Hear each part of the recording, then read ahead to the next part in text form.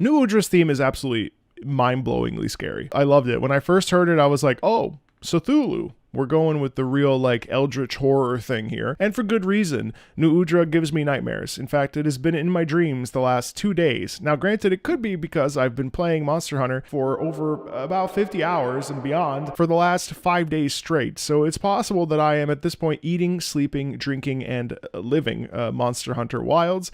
I didn't expect it to hook itself into me as much as it has, but Nu Udra's theme is really, really cool. Definitely one of my favorites. Let's check it out.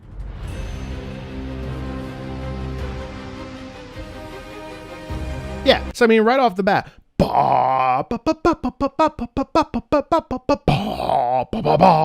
Nu Udra is not exactly small, and in fact, it's a pretty terrifying cephalopod. It's vast, it can self-immolate, it's intense. Cephalopods are incredibly smart too, so there's also this quality right off the bat, right off the first 5 seconds, of feeling like this thing actually is like perceiving you as a hunter. It's not a primal thing. It's not an emotional thing. It's purely an intellectual and intelligence thing, isn't it? So when we start, we have that incredible bass. The strings go. It's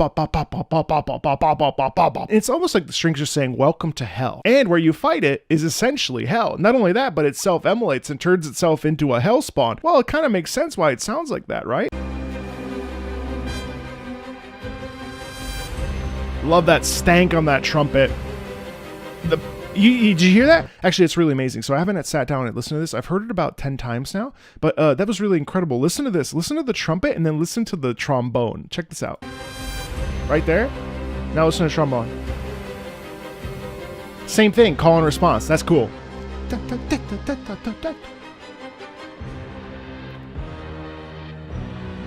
Right there. Don't you, if you ever have listened to any kind of scary music or monster music or whatever, this is like essentially no different than like Godzilla or something. The sound quality in there, especially in the lower trombones and the lower brass tuba maybe, that really boosts this feeling of like, holy shit. And it hits. So it just absolutely smacks you in the face with it. And that's supposed to cause fear. Now, you may not necessarily feel it because you have a maxed out, a gear set of whatever, you have every single deco known to man or what have you. But like, there's still a sense of terror when we first experience this, especially when it connects to the fact that this is an apex predator, an apex monster, and what we see happen in the story. It's actually like terrifying. It's a terrifying experience to fight this thing. And it's scary because you also can't necessarily see its moveset because it moves fairly quickly and it slithers around. This was the monster in the previews that actually scared me the most when it came to actually time to fight it. I was like, holy crap, like I don't know how I'm going to be able to figure out this moveset. So having the brass in there really sends home the idea that this is scary. Like this is deformed. This is a monster. This is a nightmare turned real. Not like Kezu, like actually terrifying. It's capable. It can kill you in a single swipe. Every one of its tentacles has teeth. Its eyes are bright blue. It literally lifts itself up and slams into you. Still have that brass intensity. The brass intensity doesn't go away.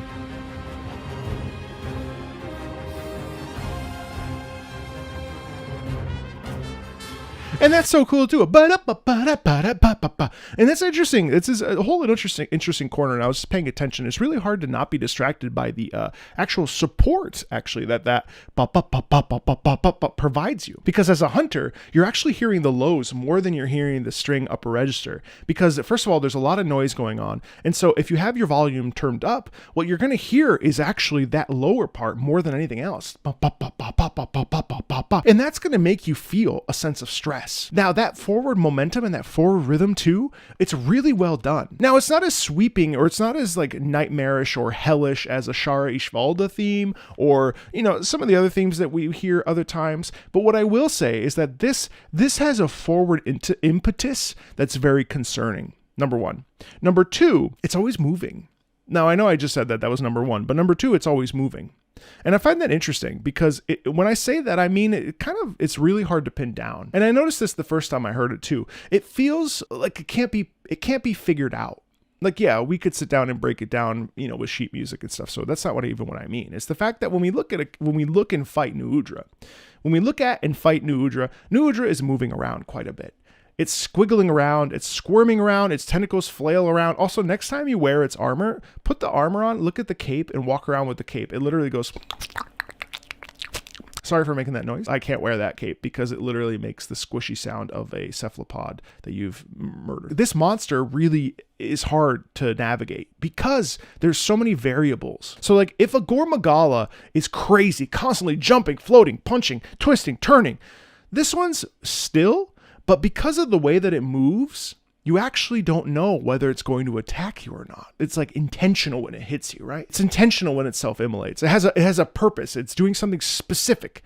And those strings in here are really good because it almost meanders. It's fantastic.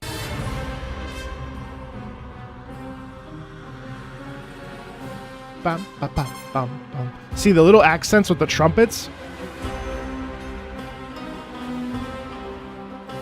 Oh, I forgot it had this instrument in it too.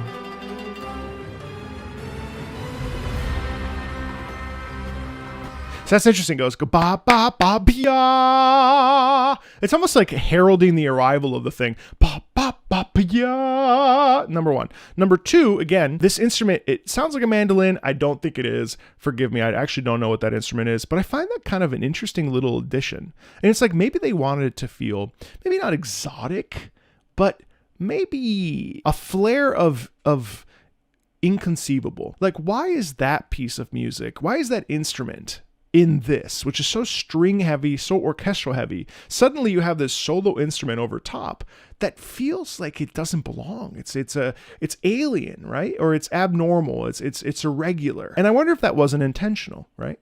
I thought that was really interesting when I first heard it. I was like, huh, some sort of mandolin instrument. Why is that there? Okay. Yeah, you hear the synthetic, the alien quality of this?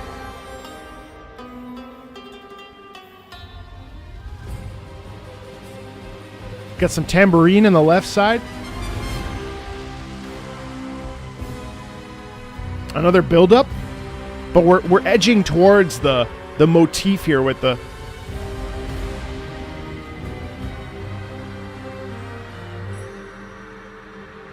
Here comes the big swell again. Now we get it again. The trumpets come in, it's cool.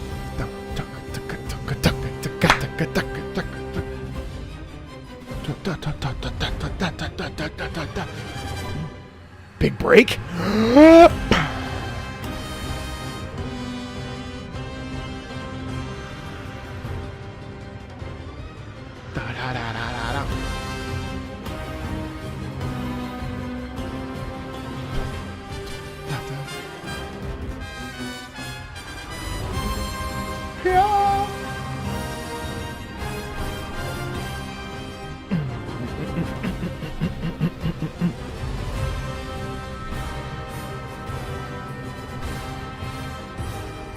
See, it won't sell. It won't sell unless you don't have the stuff before. That is peak. That stuff won't arrive. That glorious trumpet. And what does that even mean? To me, it's like the king, right? This is like the king we're talking about. It's like the heralding of something so much bigger, menacing, powerful, intelligent. It's like a superior being. It's alien, and we don't fully understand it. That's why we get some of the crunch and maybe some of that instrumentation. But you have a couple fake outs before the big moment with the trumpets. And also the reason why that's also really exciting is because the trumpet's at the upper part of its range. Ba, ba, ba. Number one. Number two, I don't know why I keep doing that in this video. Sometimes I have these mannerisms in videos where I'm like, I say a thing multiple times. There, what's really cool is that we actually get the sharpness of the trumpet, the piercing, right? It's almost like being stabbed by Nu Udra. But the sharpness in the trumpet, it's like as if you hear a tenor, which is my voice type, sing a high note. There's a virility in it. There's a brutality in it that it wouldn't be nearly as effective if it was ba ba. Well, that's the register. If it was ba ba ba ba ba ba ba. Okay, that's really cool. But also notice that when it's a lower register, it actually has a different effect.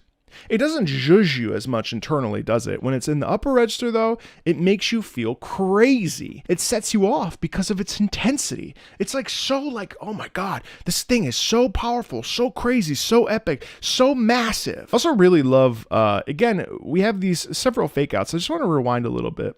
Check this out. And also, this is like kind of the apex, not to be, to call it the apex of the game, but it's also the apex of the music here. We really build up to this. So we have this big peak, right? We reach the top of the peak and then we dip down the other side pretty quickly. It's almost like this is the moment that that Nu Udra like immolates. And all of a sudden it reveals its true power to you, right? It becomes fire itself. Why this monster can turn into fire, who knows? There must be some sort of lore reason or like a geological reason. Obviously, this is the oil well basin, so like it's like got gloopy fire, sludge on it. Maybe I don't. But the fact that this thing can just maybe that's that moment, and that's what that peak signifies, right? It can mean so many different things, but it's so intense. Let me rewind a little bit.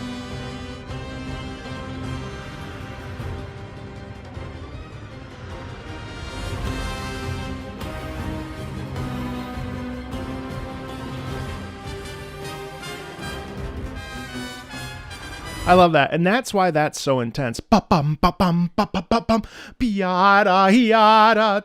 that little phrase, like, what does that mean? You know what I mean? To me, it's like, holy crap, this thing is coming right at me, number one. And number two, say I did it again. And number two, it's like, I don't know where to turn because this thing is constantly hitting me in every direction. It's so much bigger than I am. It's so much more powerful than I am. If I try to go around it, it's still, you can't get behind it. All around it is protection in the form of limbs that can absolutely kill you. There's nowhere safe to turn, really. And you're in an environment full of fire. But I love how even this like that, even that kind of sets us up for the peak.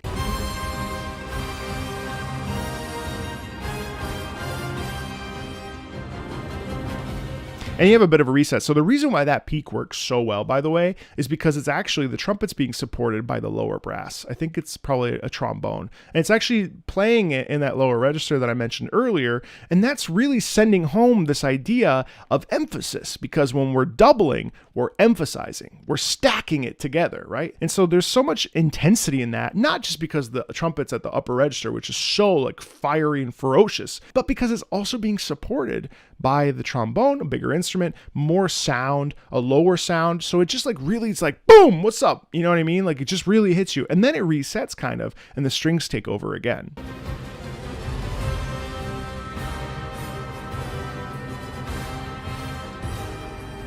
But don't you hear how that's actually evil? Like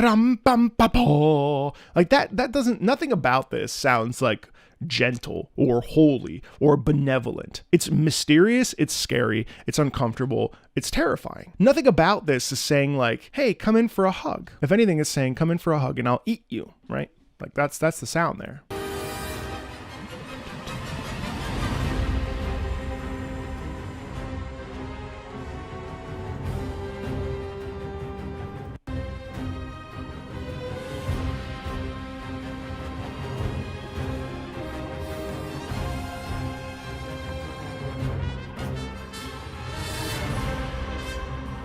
I think it's important to make note of the fact that that's like the fifth time that we've had a little bit of stank, a little lip trill on the trumpet and the trombones. And I think, again, that really sends home this idea that this is a monster. This is a monstrosity. First of all, it's the first time we've had a cephalopod in the game, so naturally the introduction of it will be, pretty big. And on top of that, it just feels like that sound quality is unnatural. It's not normal. It's not something you normally hear. So the little bit of stank on the instrumentation, on the tonguing of that will leave us with a feeling of like, whoa, what? That's crazy. Because usually, it basically represents Nu Udra itself. And I think that's really, really, really cool. We see it a lot with saxophone. There's a lot of like grinding or like, belting or like pressing that creates sort of a variety of sounds, some animalistic, some like, you can get a bunch of different sounds with the saxophone, but it's not often that you hear the sort of like, the official word is not stank, but let's go with stank. Like there's just a little bit of like,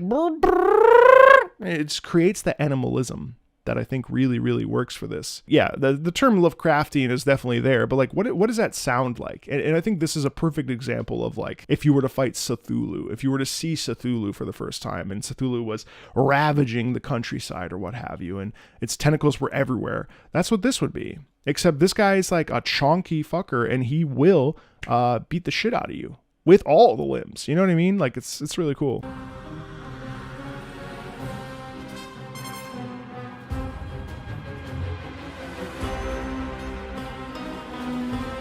Some more unison movement. It's such an interesting instrument choice. There too. Blah, blah, blah, blah, blah.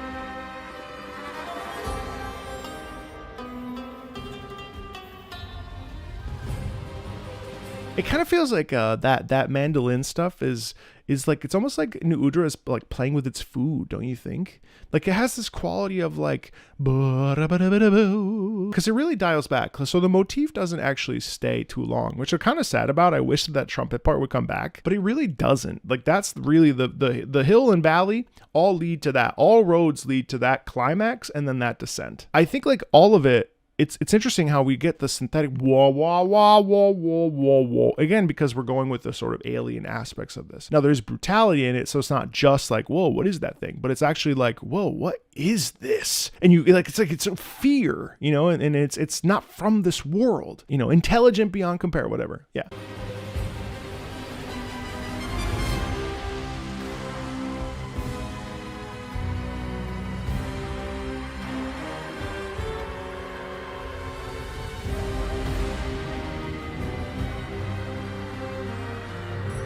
All of that too.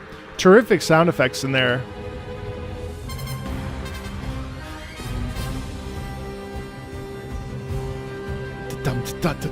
Oh no, my camera! Oh no, poopy.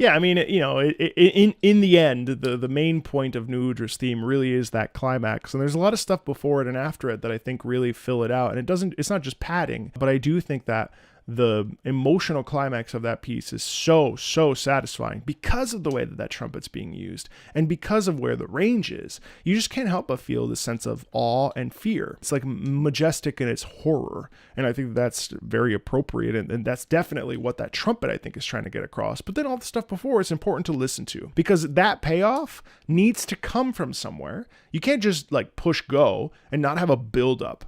Like, it doesn't work that way. Music requires an on-ramp. It's really cool to hear how it gets that climax. It's incredible stuff. If you like this, man, there's going to be a lot more on the channel. I am obsessed with Monster Hunter Wilds. We've got more, and I appreciate it. Thanks a ton, and I'll see you later. Bye.